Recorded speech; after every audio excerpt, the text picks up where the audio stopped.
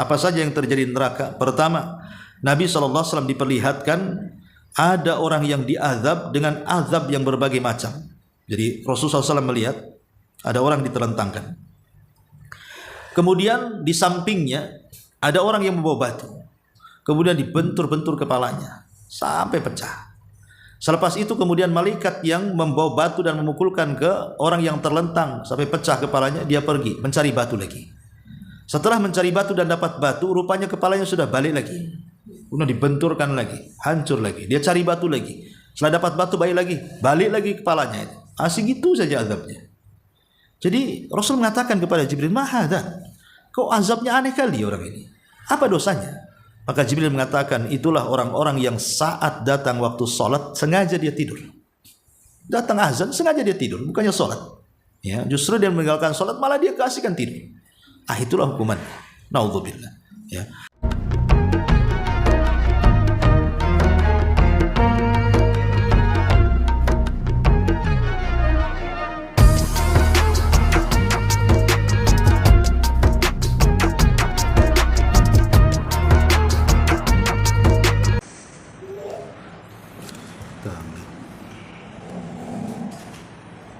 Bismillahirrahmanirrahim. Assalamualaikum warahmatullahi wabarakatuh.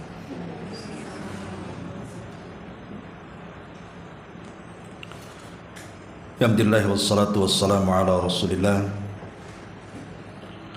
wa ala alihi wa sahbihi wa mawalah wa la hawla wa la quwata illa billahi wa ba'du. Alhamdulillah, segala puja dan puji hanya milik Allah subhanahu wa ta'ala. Salat dan juga salam kita hadiahkan kepada Rasul kita Nabi besar Muhammad sallallahu alaihi wa alihi wasallam. Terlanjutkan kajian kita masih membahas Siratul Mustafa alaihi salatu wassalam, dan kita masuk pada peristiwa besar dalam sejarah Al-Isra wal Mi'raj. Ma'asyiral muslimat yang dimuliakan Allah Subhanahu wa taala.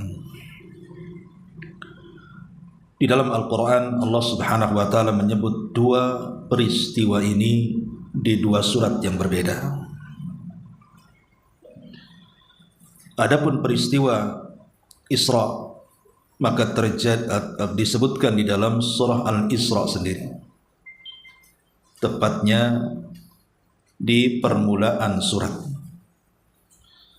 di mana Allah Subhanahu wa taala mengatakan subhanalladzi asra bi 'abdihi lailan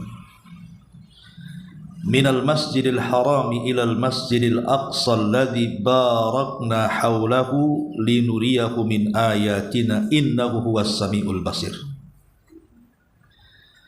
Maha suci Allah yang telah memperjalankan hambanya pada malam hari dari Masjidil Haram menuju Masjidil Aqsa yang telah kami berkahi sekelilingnya, agar kami memperlihatkan kepadanya sebagian tanda-tanda kebesaran kami. Sungguh Dia Maha mendengar lagi Maha melihat. Adapun peristiwa Mi'raj maka disebutkan dalam surah An-Najm.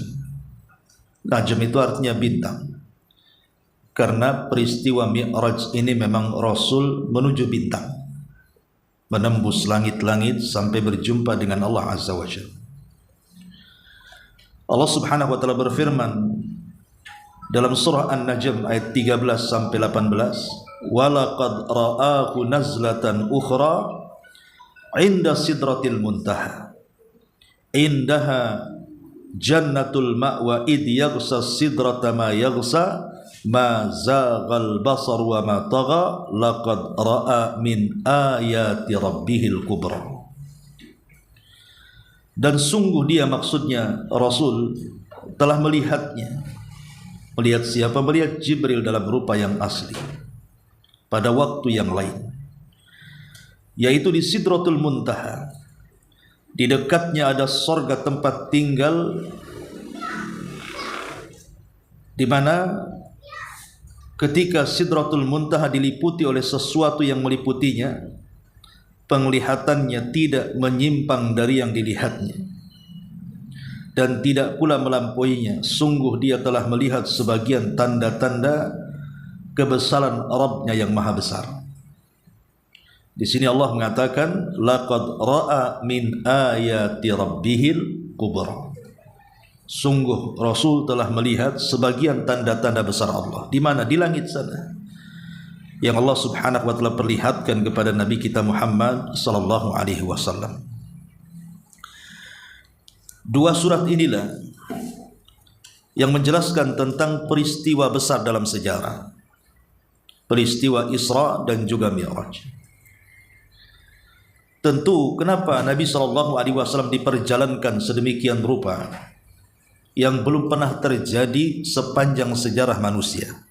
Tidak ada satupun Nabi sejak Adam alaihi salatu wassalam sampai Nabi yang terakhir dari Nabi-Nabi Bani Israel, Nabi Isa bin Maryam, yang pernah diperjalankan seperti Isra dan Mi'raj kecuali Nabi kita Muhammad sallallahu alaihi wasallam. Apa penyebabnya? Kita tahu bahwa pembahasan sebelum-sebelumnya kita sudah menjelaskan di mana Nabi sallallahu alaihi wasallam mengalami berbagai macam rintangan dan halangan dalam berdakwah. Dimulai dengan wafatnya dua manusia yang sangat berjasa dalam dakwahnya, Khadijah dan Abu Talib. Sampai akhirnya Nabi sallallahu alaihi wasallam pun hijrah dari Mekah menuju Taif, berjalan kaki bersama Zaid ibn Harithah sejauh perjalanan 60 mil. Dan Rasul berada di Taif itu selama 10 hari. Nabi SAW berusaha selama 10 hari itu berjalan dari satu kabilah ke kabilah berikutnya di Taif. Tapi tidak ada satupun kabilah yang mau melindungi Rasul untuk menyampaikan dakwah tauhid. Yang ada terjadi pengusiran, bahkan permusuhan yang jauh lebih hebat dibandingkan orang kafir Quraisy.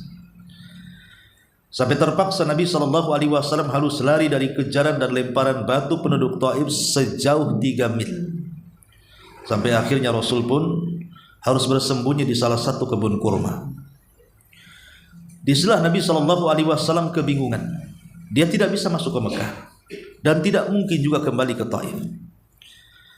Dia harus mencari perlindungan yang bisa melindungi jiwanya di Mekah, karena sudah ada ancaman pembunuhan sejak meninggalnya dua manusia yang dihormati orang Quraisy ini. Akhirnya dengan izin Allah adalah orang yang mau melindungi Nabi SAW. Maka Rasul pun berhasil masuk ke kota Mekah, tapi kondisinya tidak seperti dahulu lagi. Dia tidak bisa berdakwah secara terang-terangan. Disitulah mulai sempit dada Rasul, sampai Allah mengatakan qad na'lamu annaka yadhiqu sadruka bima yaqulun. Kami tahu wahai Muhammad, hatimu semakin sempit terhadap apa yang mereka katakan dan tuduhkan kepadamu. Maka di saat itulah maka Allah Subhanahu wa taala ingin menghibur hati Rasul yang hampir putus asa dalam berdakwah. Maka satu malam disinilah terjadi peristiwa yang kita akan kisahkan, Isra dan Mi'raj. Dan Nabi SAW akan diperlihatkan berbagai macam peristiwa yang ada di langit dan juga makhluk-makhluk yang ada di langit. Rasul akan diperlihatkan sorga, Rasul akan diperlihatkan neraka, Rasul akan diperlihatkan alam para malaikat, bahkan kiblat para malaikat. Dan yang lebih spektakulernya adalah Nabi akan berjumpa dengan Allah Subhanahu wa taala. Ma'asyiral muslimat yang dimuliakan Allah Subhanahu wa taala. Di sini pengarang menjelaskan bahwa peristiwa Isra Mi'raj itu kalau ma'ruf di negeri kita selalu dibuat acara. Perayaan Isra Mi'raj itu di bulan Rajab. Tapi sebenarnya menentukan peristiwa Isra Mi'raj di bulan Rajab ini tidak tepat juga. Karena peristiwa Isra Mi'raj ini diperselisihkan para ulama tentang kapan terjadinya, di bulan apa terjadinya, dan berapa tahun ataupun tahun keberapa terjadi Isra Mi'raj ini. Ini masih perselisihan ulama sejarah panjang lebar. Bahkan di sini disebutkan ada beberapa pendapat. Ada yang mengatakan bahwa di sini peristiwa Isra itu terjadi pada tahun ketika Allah memuliakan beliau dengan mengangkatnya sebagai nabi Inilah pendapat yang dipilih oleh At-Tabari. Jadi justru peristiwa Isra Mi'raj menurut Imam At-Tabari ketika Rasul diangkat menjadi nabi, bersamaan dengan itu Rasul melakukan perjalanan Isra Mi'raj ini. Kemudian yang kedua, ada yang mengatakan bahwa peristiwa ini terjadi 5 tahun setelah diutusnya beliau. Dan ini pendapat Al-Imam An-Nawawi dan Al-Imam Al-Qurtubi. Ada juga yang mengatakan bahwa peristiwa Isra Mi'raj itu terjadi pada malam 27 Rajab, tahun ke-10 kenabian. Dan pendapat ini dikuatkan oleh Al-Allamah Al-Mansur Furi. Kemudian juga yang keempat, peristiwa ini juga terjadi pada 16 bulan sebelum hijrah, tepatnya pada bulan Ramadan tahun ke-12 kenabian. Bahkan ada yang mengatakan bahwa peristiwa ini terjadi 1 tahun atau 1 tahun 2 bulan sebelum hijrah, tepatnya di bulan Muharram tahun ke-13 kenabian. Bahkan yang terakhir kata beliau, peristiwa ini terjadi 1 tahun sebelum hijrah, tepatnya pada bulan Rabiul Awal tahun ke-13 kenabian. Lihat di sini dari segi bulan saja, para ulama berselisih pendapat. Ada yang mengatakan di bulan Rajab, ada yang mengatakan di bulan Rabiul Awal, ada yang mengatakan di bulan Muharram, ada yang mengatakan di bulan Ramadan. Ini dari segi bulan sudah berbeda. Dari segi tanggal juga sama. Ya, ada yang mengatakan tanggalnya 27, ada yang mengatakan tanggal yang lainnya. Bahkan dari tahun saja sudah berbeda. Ada yang mengatakan 1 tahun sebelum hijrah, ada yang mengatakan 2 tahun sebelum hijrah, ada yang mengatakan 16 bulan, macam-macam. Dari sini kita tidak bisa memastikan, karena banyaknya pendapat ulama sejarah tentang kapan terjadinya peristiwa besar ini. Sehingga untuk merayakan peristiwa besar ini tidak bisa ditentukan di bulan Rajab, karena dari segi bulan saja macam-macam pendapat para ulama. Ma'asyiral muslimat yang dimuliakan Allah Subhanahu wa taala, itulah penyebab kenapa Nabi SAW di Isra Mi'rajkan oleh Allah Subhanahu wa taala sampai menembus langit dan sampai ke Sidratil Muntaha.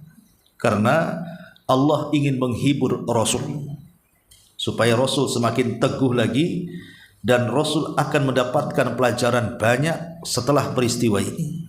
Nanti kita akan jelaskan apa pelajarannya. Satu malam Nabi SAW tertidur. Ada yang mengatakan Rasul sedang tidur di rumah Ummu Hani. Ada yang mengatakan Rasul sedang tidur di Hatib. Ada yang mengatakan Rasul sedang tidur di Hijr Ismail. Di malam itulah maka Allah Subhanahu wa taala mengutus Jibril alaihi salam untuk menjemput Rasul. Maka turunlah Jibril dan menembus rumah Nabi SAW yang ketika itu saya katakan ada di rumah Ummu Hani. Ada juga di Hatim dan ada juga mengatakan di Hijr Ismail. Dan langsung membelah dada Nabi SAW. Inilah pembelahan dada kedua kalinya. Setelah Nabi SAW dibelah dadanya ketika usia 5 tahun di pangkuan Halimah Sa'diyah di Bani Sa'diyah.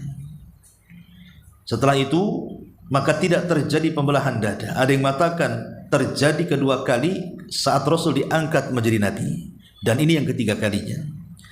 Tapi pendapat yang kuat wallahu alam, maka pembelahan dada itu cuma terjadi 2 kali, saat di usia 5 tahun dan saat peristiwa spektakuler Isra Mi'raj ini. Setelah kemudian dibelah dadanya, dikeluarkan jantungnya, kemudian dicuci dari air zam-zam di bejana emas dan diisi hikmah-hikmah yang banyak dan kebijaksanaan, baru kemudian dimasukkan kembali dan dijahit kembali. Kenapa harus dibelah dadanya? Karena Nabi SAW akan diangkat ke langit, akan melihat banyak peristiwa besar di langit, akan melihat keajaiban-keajaiban langit dan makhluk-makhluk yang dirahasiakan Allah sebelumnya di langit. Kalau Rasulullah SAW tidak dibelah dadanya dan tidak dibersihkan, khawatir Rasul tidak bisa mengambil pelajaran. Khawatir Rasul akan mengalami ketakutan hebat di langit sana.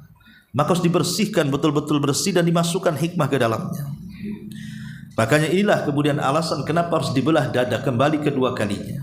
Karena Rasul akan melihat sesuatu yang belum pernah dilihat sebelumnya.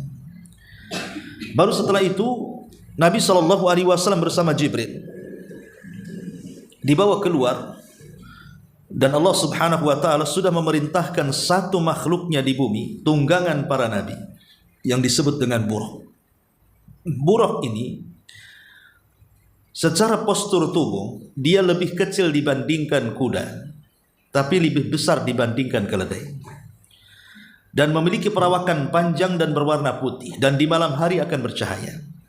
Dalam riwayat Bukhari, sekali langkah itu sejauh mata memandang. Itulah binatang para nabi yang disediakan Allah Subhanahu wa taala.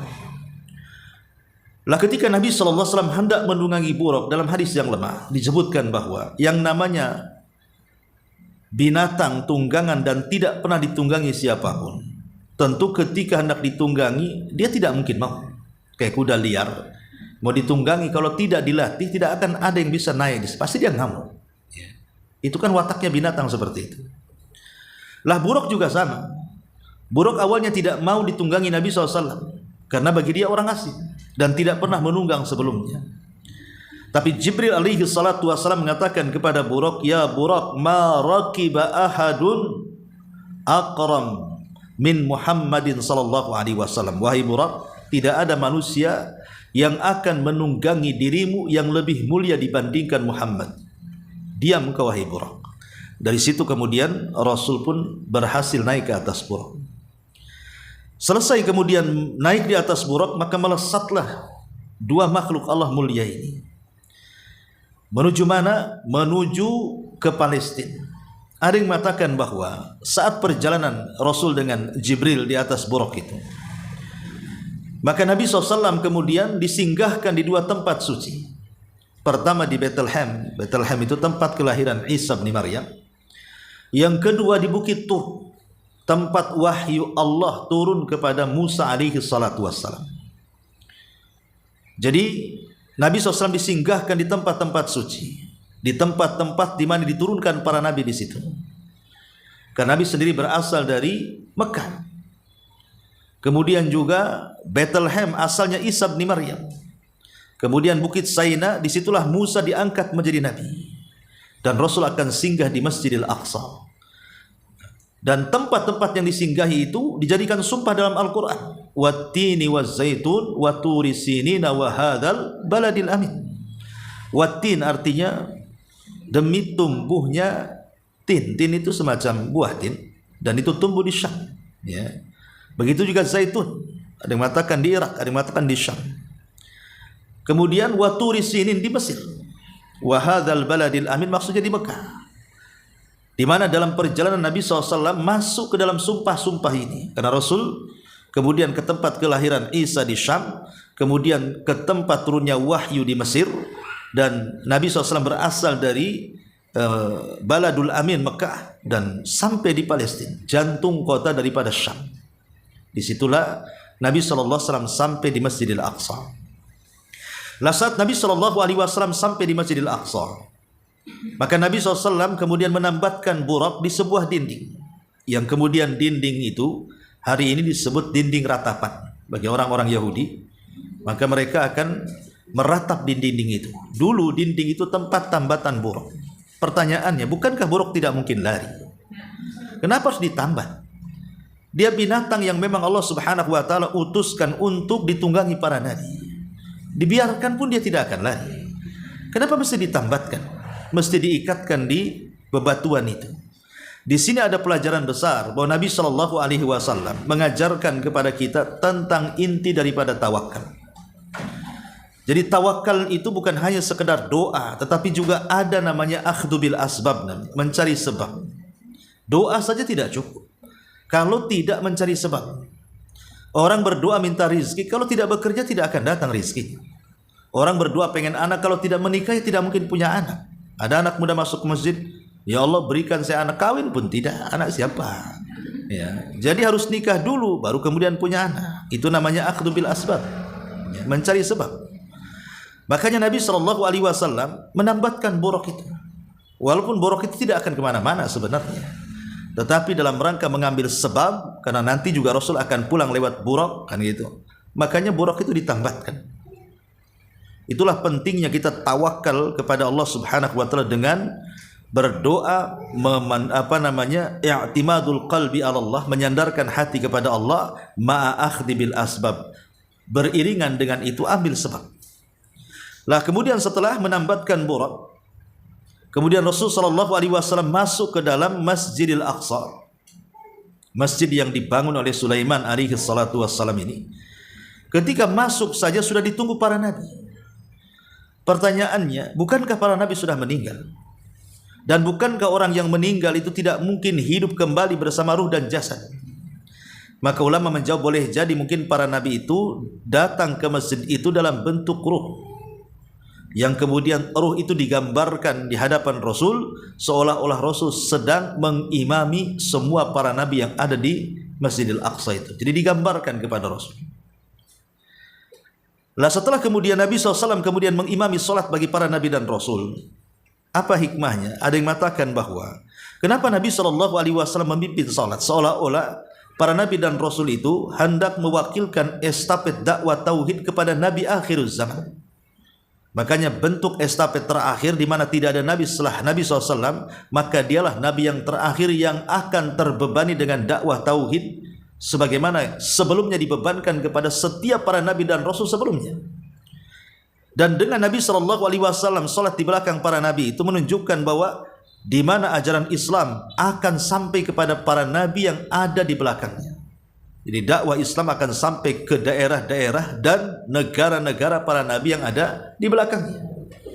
Dan betul, hari ini kita lihat Islam, kita tahu bahwa para nabi itu turun di 3 negara, di Mesir, di Irak, di Syam, dan di Jazirah Arab. Ya. Sekarang 4 negeri itu dipenuhi dengan Islam. Mesir mayoritas Islam, Irak mayoritas Islam, Syam apalagi, Jazirah Arab apalagi, Mekah, Madinah dan sekitarnya. Dan bukan hanya sebatas 3 negara, 4 negara yang dijadikan sumpah dalam surah At-Tin itu, tetapi Islam sudah sampai ke seantero dunia. Hampir semua benua di dunia ada Islam. Ya. Di mana negara, bahkan negara yang mayoritas kafir saja ada Islamnya di situ. Rusia yang jelas-jelas kafir saja ada Islamnya di situ. Amerika juga sama, di Cina juga sama. Jadi semua benua ada Islam di situ. Itulah hikmah kenapa Rasul berimam dan makmumnya semua para nabi, seolah-olah ajaran Rasul akan sampai di negara para nabi yang diimaminya itu. Baru setelah itu Jibril datang dalam riwayat Bukhari membawa 3 minuman. Pertama Rasul ditawarkan susu, kemudian yang kedua dibawakan madu, kemudian yang ketiga dibawakan khamar. Tapi Rasul memilih susu dan meninggalkan madu dan khamar. Ketika kemudian Nabi SAW, padahal ketika itu khamar juga, dalam riwayat susu dan khamar 2 saja. Kenapa Rasulullah SAW lebih memilih air susu dan meninggalkan khamar? Padahal khamar ketika itu kan belum diharamkan. Belum, masih boleh minum khamar. Belum diharamkan. Diharamkan khamar itu setelah Rasul hijrah. Peristiwa Isra Mi'raj ini sebelum hijrah, artinya belum ada pengharaman khamar. Tapi Nabi SAW mengikuti fitrahnya bahwa kalau dia memilih khamar, maka akan celaka dan mencelakai umatnya. Karena khamar itu walaupun ada manfaatnya, madaratnya lebih banyak. Akhirnya kemudian Nabi SAW memilih air susu. Melihat itu Jibril mengatakan, asabtal fitrah, engkau telah mencocoki fitrahmu. Wa hudita wa hudiyat ummatuka, engkau dapat hidayah dan umatmu pun akan dapat hidayah. Sebab kalau engkau memilih khamar, maka akan ghawat ummatuka, umatmu akan tersesat. Lah dari sinilah berakhir peristiwa yang disebut dengan Isra. Inilah peristiwa Isra sampai di sini. Karena Isra sendiri adalah perjalanan yang dilakukan di malam hari. Ibu kalau habis Isya kemudian jalan cari makan itu disebut Isra. Ya. Jalan di malam hari, kuliner. Ya. Isra itu kan perjalanan yang dilakukan di malam hari secara bahasa. Ya. Tapi secara istilah maksudnya perjalanan yang dilakukan di malam hari oleh Nabi SAW dari Masjidil Haram ke Masjidil Aqsa yang diberkahi. Ma'asyiral muslimat yang dimuliakan Allah Azza wa Jalla, baru setelah itu ada peristiwa yang kedua yang disebut dengan Mi'raj. Mi'raj ini diambil dari kalimat araj. Araj itu artinya semacam tangga. Ya, semacam tangga. Kodimol itu diistilahkan dengan lift atau eskalator. Itu namanya araj. Mi'raj itu tempat naik ke atas. Ya. Lah Nabi Shallallahu Alaihi Wasallam diizinkan oleh Allah Subhanahu Wa Taala untuk naik ke atas. Bagaimana caranya? Dibawa oleh Jibril. Jibril yang membawa Nabi Shallallahu Alaihi Wasallam naik ke atas langit. Maka Nabi Shallallahu Alaihi Wasallam kemudian diangkat oleh Jibril naik ke atas langit. Ketika sampai di langit pertama, maka Jibril mengetuk pintunya, karena langit itu berbentuk bangunan, ada pintunya. Wa futihatis sama fakanat abwaba. Langit itu ada abwab, ada pintu. Tidak sembarang orang naik ke langit. Dan tidak ada orang yang bisa naik ke langit kecuali dengan izin Allah dan kuasa Allah. Sehingga sering saya katakan, kalau dulu ada kisah Neil Armstrong naik ke bulan, bisa iya, bisa tidak. Bisa iya, bisa tidak. Kenapa iya, kenapa tidak? Kalau maksudnya bulan itu di bawah langit, ya Neil Armstrong bisa naik ke bulan, karena kan di bawah langit. Tapi kalau Neil Armstrong naik ke bulan dan posisi bulan di atas langit, mustahil Neil Armstrong naik ke bulan, karena langit itu bentuk bangunan, harus ada pintunya. Neil Armstrong harus lewat pintunya. Tapi kalau di bawah langit, ya mungkin kan, di bawah langit tidak ada pintu, siapapun bisa naik, ya kan? Tetapi itu pun masih menjadi perselisihan orang-orang cerdas, orang-orang pakar, orang-orang pintar. Apakah betul Neil Armstrong sampai ke bulan atau tidak, kan masih diperselisihkan. Ada yang percaya, ada enggak, kan itu ya. Yang enggak percaya berhujah juga. Enggak mungkin lah naik ke bulan katanya. Alasannya apa? Pesawat yang ngapit dia saja ada 2 pesawat, lepas satu, sampai di sana bingung mendarat di mana dia mendarat. Pada bandara Hang Nadim di bulan tuh. Ya. Mana caranya? Pulangnya cemana? Ya. Jadi berangkatnya gimana, pulangnya gimana? Itu kan tidak dijelaskan. Belum lagi bendera yang ditancapkan berkibar-kibar pada kedap oksigen macam-macam kan. Oh, itu ada yang mengatakan itu film Hollywood dan lain-lainnya kan, macam-macam cerita. Ya ada juga yang meyakini mungkin saja dia naik ke bulan, ya. Tetapi ada sebagian ulama Islam menolak, seperti Imam Shinqiti dalam kitab Adwa'il Bayan menolak, ya, karena menukilkan firman Allah surah Ar-Rahman, ya ma'syaral jinni wal insi in istata'tum an tanfudhu min aqtaris sama'i wal ardi fanfudhu la tanfuduna illa bisultan. Hei jin dan manusia, kalau kalian ingin naik ke langit, naiklah ke langit sana. Kalian tidak akan bisa kecuali karena kuasa Allah. Ya, kalau kuasa Allah bisa seperti Rasul, karena memang Allah yang berkuasa menaikkan Rasul lewat Jibril naik ke langit. Neil Armstrong itu kan tidak bentuk kuasa Allah. Tapi oke lah kalau seandainya pun benar kan gitu, nggak ada manfaatnya juga. Karena Neil Armstrong itu turun dari bulan bawa tanah, sementara Rasul turun dari Sidratil Muntaha bawa salat kan itu. Nah, mending mana, sholat apa tanah di bulan? Tanah di mana-mana ada kan gitu ya. Tapi sholat kan ibadah. Tapi anehnya ada orang yang kemudian membanggakan Neil Armstrong dan menghina Islam dan mengatakan orang sudah sampai ke bulan kok masih belajar toharoh saja katanya. Orang sudah sampai ke bulan masih darah haid aja dibahas katanya. Orang sampai di bulan asli itu yang dibahas kan. Ada orang-orang yang mengatakan gitu kan. Rasul lebih hebat lagi daripada Neil Armstrong. Rasul sampai ke bulan, Rasul sampai ke Sidratil Muntaha lagi. Ya, kemudian kalau mereka mengatakan, itu kan cerita-cerita kalian. Lah sama juga, Neil Armstrong juga cerita kalian, karena pembuktiannya juga susah juga. Dia berangkat sama siapa saksinya, belum lagi teori yang menabrak dia dan begitu seterusnya. Maka itu namanya konspirasi orang kafir, membanggakan dirinya bahwa mereka lebih hebat dibandingkan kaum muslimin. Masyarul muslimin, muslimat yang dimuliakan Allah Azza wa Jalla. Intinya Rasul kemudian naik ke langit pertama dengan izin para malaikat penjaga pintu langit. Disitulah Rasul berjumpa dengan bapak kita semuanya, Adam alaihi salam, yang tingginya itu 60 hasta, lebarnya 7 hasta. Artinya kalau dibuat meteran itu tinggi Adam itu 30 meter, kemudian lebarnya itu 3,5 meter, dan besar kan. Itu kalau datang ke tailor buat baju itu berapa kainnya banyak tuh ya kan. Maka di Saudi itu kan ada jubah Nabi Adam tuh. Maksudnya kalau Adam hidup jubahnya kayak gitu. Termasuk sepedanya juga ada kan. Rupanya dari Jogja kan itu. Artinya bahwa replika itu kalau Adam ada segede ginilah sepedanya gitu ya. Segede ginilah jubahnya, saking besarnya. Ya, tapi kita juga akan seperti Adam kalau Allah takdirkan masuk surga. Semua akan diposturkan seperti Adam. Yang masuk surga itu posturnya akan sama dengan Adam. Jadi jangan kecil hati yang pendek itu. Nanti akan tinggi juga gitu maksudnya. Allah tinggikan nanti di surga itu. Ya, jadi berjumpa dengan Nabi Adam di situ. Setelah berjumpa dengan Nabi Adam, maka Nabi SAW melihat ada yang aneh pada diri Nabi Adam. Karena Adam itu kalau melirik ke kanan dia senyum, kalau melirik ke kiri dia menangis pula. Jadi Rasul bertanya, kenapa Adam itu kok aneh, kadang senyum, kadang menangis gitu. Maka Jibril mengatakan, karena dia melihat ada ruh keturunannya yang Allah takdirkan masuk surga, dia pun senyum. Tapi ada ruh yang dari keturunannya yang masuk neraka, dia pun sedih. Jadi ketika itu Nabi SAW kemudian naik ke langit kedua, berjumpa dengan Nabi Isa dan Yahya alaihi wassalam. Setelah berjumpa dengan Yahya dan Isa alaihi wassalam, maka Rasul naik lagi ke langit ketiga, berjumpa dengan Nabi Allah Yusuf. Ya, Nabi Allah Yusuf, dan Nabi Allah Yusuf banyak pelajaran yang diambil Nabi. Dari Nabi Yusuf itu banyak pelajaran yang diambil Nabi.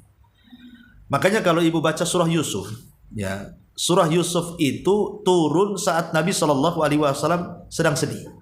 Ketika meninggalnya Khadijah, meninggalnya Abu Talib, Rasul sedih. Karena seolah-olah orang-orang yang berjasa, yang melindungi dirinya itu sudah meninggal. Makanya untuk menghibur Rasul, Allah turunkan surah Yusuf. Di mana seolah-olah surah Yusuf ini kan menggambarkan bagaimana penderitaan Yusuf itu luar biasa. 10 tahun dicemplungkan ke sumur oleh saudaranya. Kemudian ketika diselamatkan, yang menyelamatkan rupanya para peniaga dan menjadikan dia budak. Kemudian sampai di Mesir, dijual belikan pula di Mesir kan itu. Sampai kemudian rupanya yang membeli adalah orang pejabatnya Mesir. Alhamdulillah, adalah sedikit ketenangan. Ketika sudah 10 tahun, rupanya harus dijebloskan ke penjara karena dia menolak ajakan Julaiha dan macam-macam kisahnya. Artinya penderitaan demi penderitaan Nabi Yusuf itu, perjalanan hidupnya. Tetapi akhirnya wa asa an takrahu syai'an wa huwa khairul lakum. Terkadang apa yang Anda anggap benci rupanya itu ujungnya sebuah kebaikan dari Allah. Seolah-olah kisahnya Nabi Yusuf itu menghibur Nabi. Ya, memang selama ini kau banyak ujian cobaan dalam berdakwah. Nanti ada satu saatnya kau akan senang. Ya. Makanya juga Nabi SAW sampai di perjumpaan dengan Nabi Yusuf di langit ketiga. Baru naik ke langit keempat diperjumpakan dengan Nabi Idris. Ya. Kemudian naik ke langit berikutnya diperjumpakan dengan Nabi Harun di langit kelima. Dan pelajarannya adalah karena Harun itu orang yang sangat dicintai Bani Israel, berbeda dengan Musa dibenci Bani Israel. Sama-sama Nabi Bani Israel, tapi Harun itu dicintai karena kelembutannya. Nabi Musa dibenci karena keras. Ya. Apalagi Harun itu dari kecil sampai diangkat jadi nabi, sampai meninggal tidak pernah keluar dari Bani Israel. Tapi Musa kan dari kecil sampai dewasa di rumah Fir'aun, ya, musuhnya Bani Israel. Setelah dewasa kemudian dia membunuh, akhirnya hijrah ke Madian. 10 tahun di Madian. Baru setelah diangkat jadi nabi, baru dia kumpul bersama Bani Israel. Jadi kurang akrab dengan Bani Israel itu kan. Tapi kalau Harun kan memang dari kecil sampai meninggal di tengah-tengah Bani Israel. Makanya Bani Israel suka dengan Harun, dengan kelembutannya, dengan sifatnya, dengan akhlaknya. Artinya bahwa dengan perjumpaan Rasul dengan Harun, seolah-olah Rasul nanti satu ketika akan dicintai umatmu. Ya mungkin sekarang dimusuhi, tapi nanti akan dicintai. Dan kita lihat hari ini, tidak ada manusia yang tidak mencintai Nabi kalau dia seorang muslim. Ya, maka diperjumpakan dengan Harun. Baru setelah Harun, naik ke-6 berjumpa dengan Nabi Musa. Disitulah Nabi SAW mendapatkan pelajaran bahwa Musa itu Nabi yang paling sabar. Walaupun disakiti Bani Israel, dia tetap sabar. Sampai Rasul mengatakan, rahimallah akha Musa, laqad udhiya katsiran fa sabara. Sungguh telah banyak ujian yang menimpa saudaraku Nabi Musa, semoga Allah merahmatinya. Dia tetap sabar dari ujian itu. Seolah-olah Rasul diperintahkan Allah, sabarlah engkau seperti sabarnya Musa. Wasbir kama sabara ulul azmi minar rusul. Sabarlah engkau Muhammad sebagaimana ulul azmi sudah sabar mendahului kamu. Baru yang terakhir berjumpa dengan siapa? Ibrahim alaihissalam, yang merupakan kakek Nabi SAW. Di sekitarnya banyak anak-anak kecil, ya, yang berada di taman-taman, dan dia sedang bersandar di tiang Baitul Ma'mur. Ya, al-jaza min jinsil amal. Karena dia sudah membangun Ka'bah, maka dia disandarkan di Ka'bah para malaikat. Dan di sekitarnya anak-anak kecil. Ada yang mengatakan anak-anak kecil itu anaknya orang-orang kafir yang mati di waktu bayi. Karena mereka masih fitrah, belum berbuat dosa. Makanya mereka tetap masuk surga menjadi anak-anak. Dan di sekitar Nabi Ibrahim, ya, ramai anak-anak orang-orang kafir yang meninggal ketika bayi. Masyarul muslimat yang dimuliakan Allah Azza wa Jalla, baru dari situ Nabi SAW diperlihatkan Baitul Ma'mur. Karena kan sudah dekat, tiangnya kan jadi sandaran Nabi Ibrahim. Atasnya Baitul Ma'mur. Baitul Ma'mur itu Ka'bahnya para malaikat. Jadi Ka'bah para malaikat yang setiap hari kata Rasul 70.000 malaikat masuk tawaf, kemudian sehari itu mereka ibadah, kemudian keluar dan tidak pernah kembali. Besoknya masuk malaikat yang berbeda dengan jumlah yang sama 70.000, kemudian tawaf satu hari, kemudian setelah itu keluar dan tidak kembali. Besoknya lagi datang malaikat dengan jumlah yang sama, kemudian pergi dan tidak kembali. Menunjukkan apa? Banyaknya jumlah malaikat. Siapa yang bisa menghitung jumlah para malaikat? Wa may ya'lamu junuda rabbika illahu, kata Allah. Tidak ada yang tahu jumlah malaikat kecuali Allah. Saking banyaknya tentara Allah. Makanya kenapa Allah Subhanahu wa taala tidak berhajat dengan kita manusia? Kita yang berhajat dengan Allah. Tentara dia sudah banyak di langit. Jadi kalau ada pernyataan bahwa Allah berhajat dengan kita, tidak, Allah tidak berhajat dengan kita. Kita yang berhajat dengan Allah. Satu dunia kita beriman tidak akan menambah kekuasaan Allah. Sebagaimana satu dunia kufur, tak mungkin kekuasaan Allah berkurang. Karena memang sudah banyak makhluk Allah yang beriman. Ya. Hanya manusia dan jin saja yang terkadang ada yang beriman, ada yang tidak. Tapi Allah tidak berhajat dengan manusia dan jin. Manusia dan jin itulah yang berhajat dengan Allah Subhanahu wa taala. Baru sampai di Sidratil Muntaha, Jibril tidak bisa lagi mengantar. Karena tidak mungkin Jibril sampai ke Sidratil Muntaha. Ada yang mengatakan sidrah itu ya pohon bidara, sidr. Pohon yang sangat besar sekali gitu ya. Dan muntaha itu akhir dari ilmunya manusia.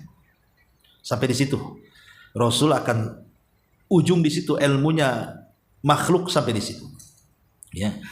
Ada yang mengatakan bahwa disebut muntaha itu karena akhir amalan-amalan manusia akan tergantung di situ. Kan setiap Senin dan Kamis amalan kita diangkat. Kemudian Allah melihatnya. Sampai di mana amalan itu diangkat? Sampai di Sidratul Muntaha, digantung di pohon itu. Dan Allah melihatnya. Ya, jadi itu akhir dari ilmu makhluk, ada yang mengatakan begitu, ada yang mengatakan akhir dari perjalanan amal saleh yang diangkat malaikat terakhir sampai di situ. Tapi Jibril tidak bisa naik ke situ.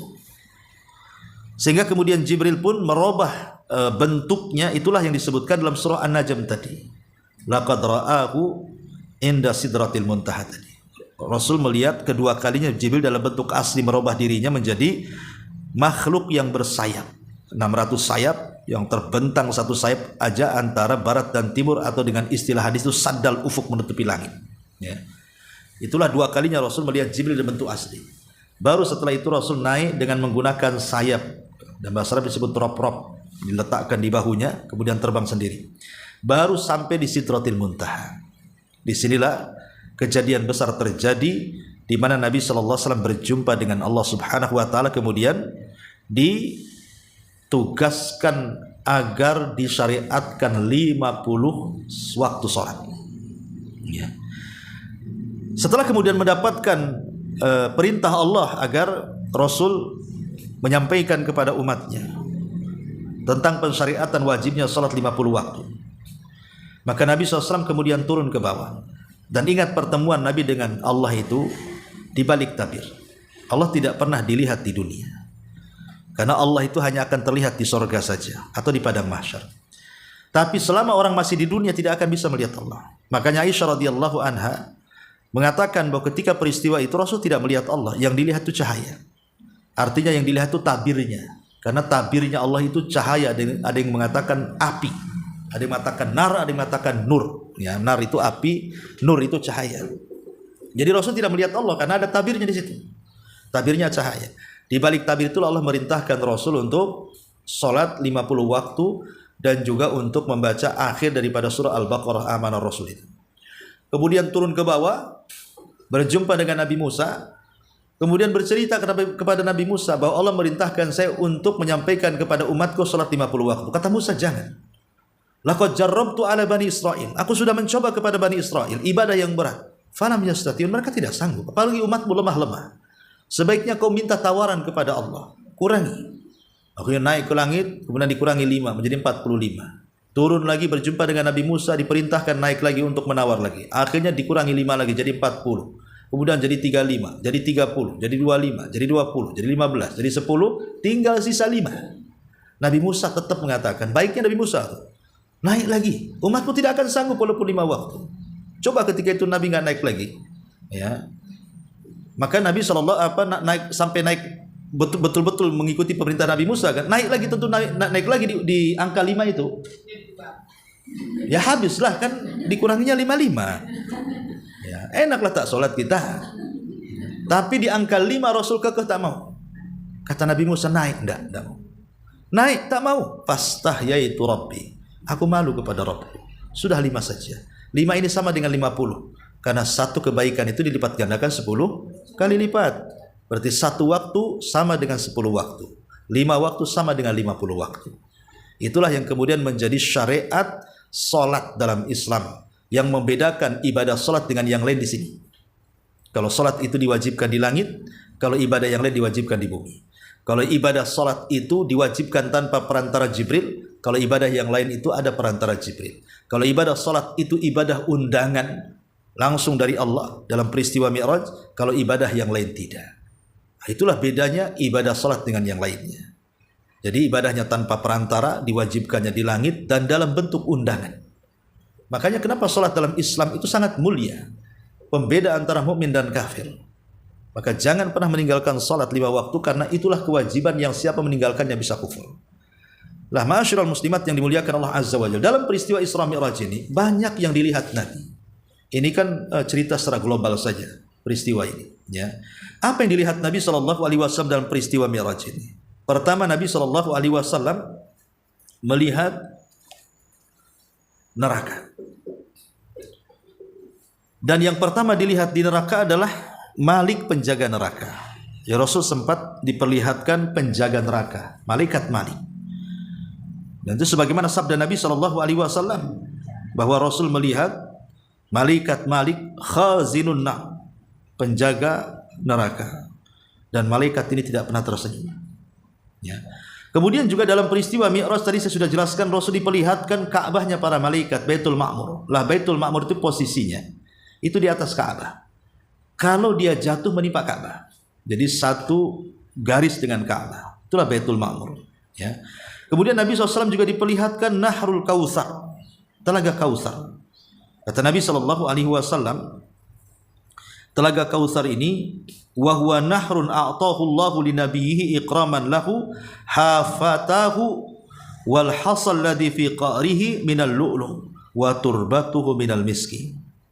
Jadi Nabi SAW diperlihatkan Telaga Kautsar yang di dua tepinya terdapat rumah-rumah kecil yang terbuat dari mutiara yang berrongga dan tanahnya berbau harum seperti harumnya minyak misik, ya.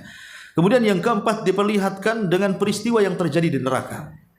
Apa saja yang terjadi di neraka? Pertama, Nabi SAW diperlihatkan ada orang yang diazab dengan azab yang berbagai macam.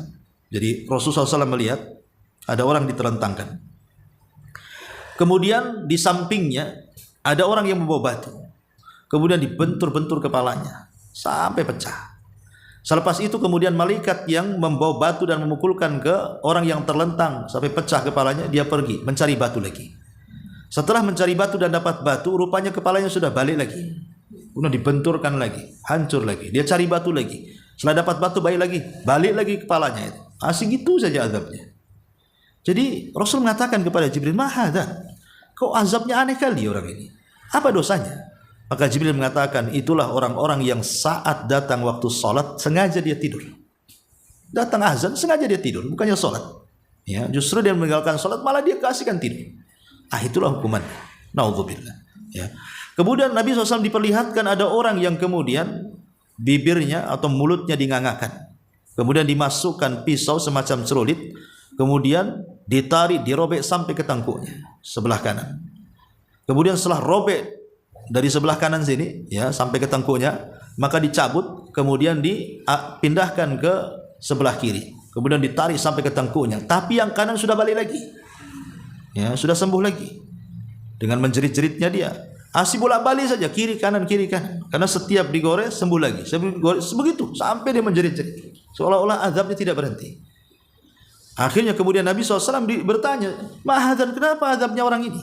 Maka Jibril alaihi salatu wasallam menjelaskan, orang ini dia suka berdusta dan dustanya itu sampai melambung ke ufuk, katanya. Apa maknanya dustanya sampai melambung ke ufuk itu?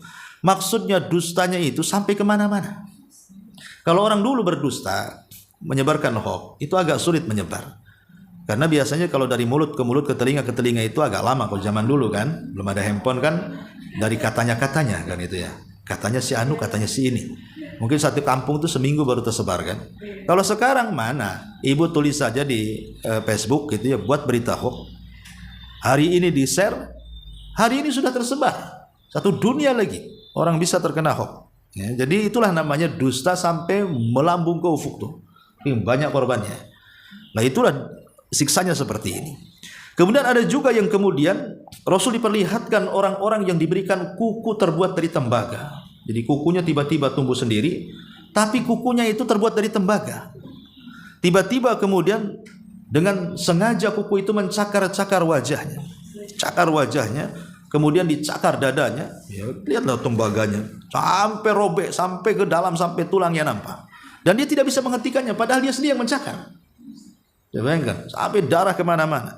Tapi setelah dia mencakar kemudian wajahnya sampai rusak, setelah itu dia mulai mencakar dadanya, wajahnya balik lagi. Ya. Kemudian setelah dadanya rusak, mau mencakar wajahnya, dadanya balik lagi. Asli begitu saja sambil menjerit-jerit. Ya. Maka Rasul mengatakan, apa dosanya orang ini?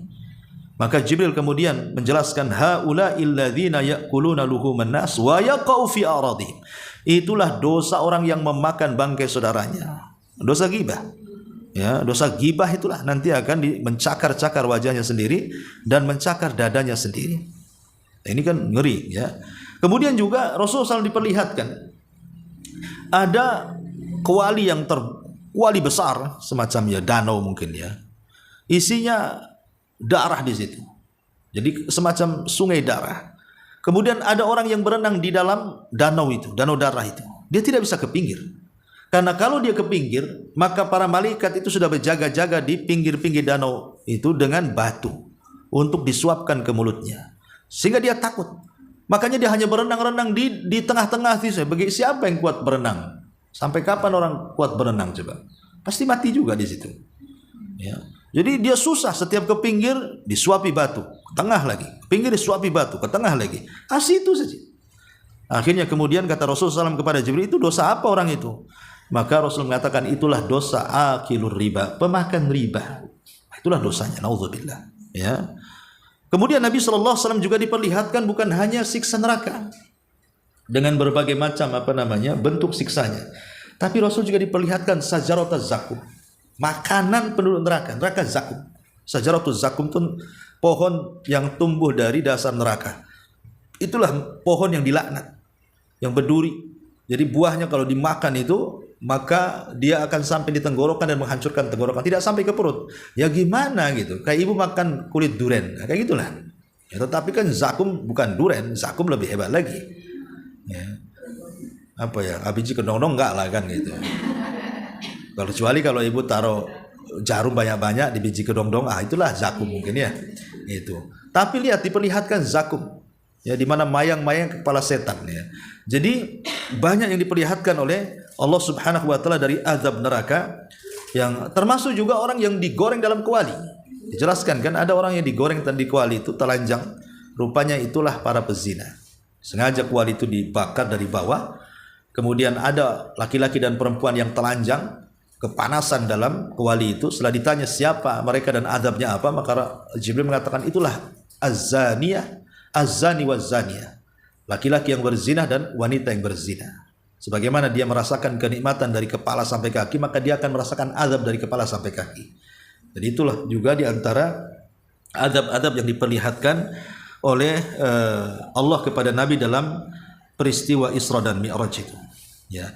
Bahkan dalam riwayat juga banyak yang diperlihatkan Rasul, seperti dalam riwayat Bukhari. Ya. Kata Nabi SAW, "Ra'aitu lailata usriya bi Musa rajulan Adam tuwalan ja'dan ka'annahu min rijali sanu'ah wa ra'aitu Isa rajulan marbu'a al-khalqi ila al-khumrah wal bayad sabita ra'si wa ra'aitu malika khazinal nari wad dajjal fi ayati arahunna Allah iyahu fala takun fi miryatin min liqa'i." Kata Nabi SAW, pada malam Isra aku melihat Musa yang berkulit sawo matang, tinggi, kemudian rambutnya keriting, seolah-olah pemuda Sanu'ah, kabilah dari Qattan, itu warna kulitnya hitam kayak ya. Kemudian aku juga melihat Isa sebagai seseorang yang sederhana, tinggi badannya, mempunyai warna kulit yang sederhana antara merah dan putih. Ya. Dan juga aku diperlihatkan penjaga neraka, maksudnya Malik. Ya. Kemudian juga aku diperlihatkan Dajjal. Jadi Dajjal diperlihatkan seperti ini. Ya. Jadi Rasul diperlihatkan Dajjal, rupanya bentuknya bahwa Dajjal di akhir zaman akan muncul seperti itu. Jadi Nabi SAW diperlihatkan macam-macam, termasuk juga Rasul diperlihatkan surga, bahkan masuk ke dalam surga. Kalau neraka kan diperlihatkan, karena tidak mungkin Rasul masuk neraka, terbakarlah kan itu. Jadi hanya diperlihatkan saja. Tapi kalau surga Rasul masuk. Rasul masuk ketika dalam surga. Nabi SAW mengatakan, ittala'tul jannah fa idza ana biqasri minadz dzahab. Aku masuk ke dalam surga, tiba-tiba ada istana terbuat dari emas. Heran dia. Kemudian diberitahu itu istananya Umar. Ya, maka Rasul kaget, kok Umar sudah ada istananya. Dia pengen tahu istananya kayak apa, pengen masuk.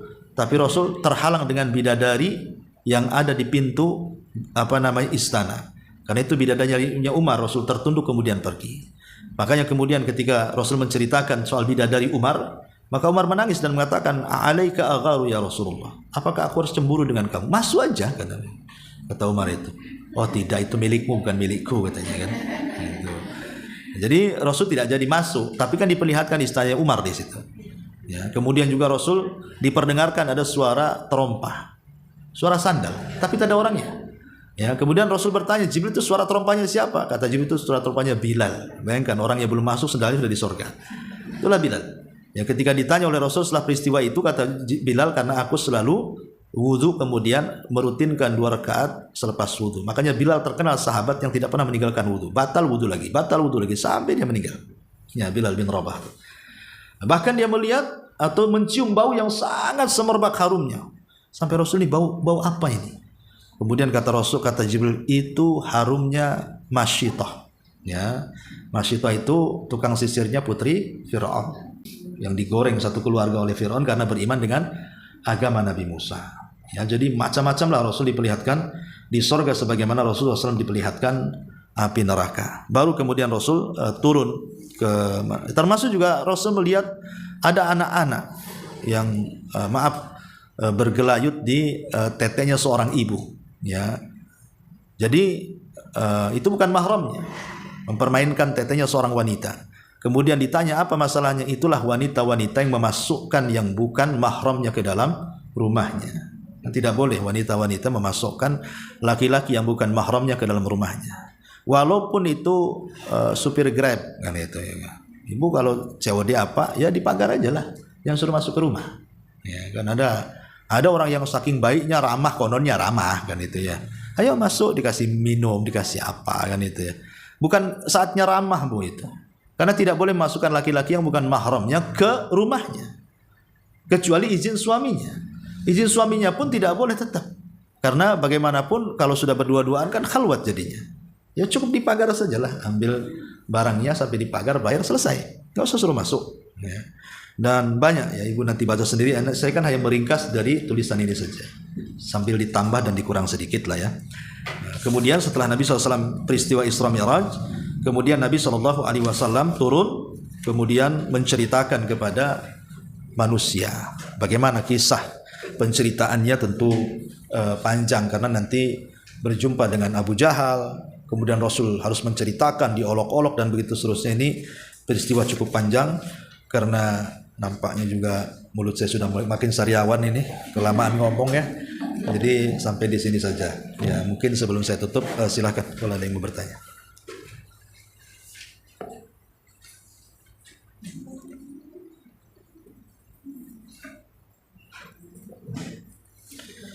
Baik, kalau nggak ada, sudah jam 11 juga. Subhanakallahumma bihamdika, asyhadu an la ilaha illa anta.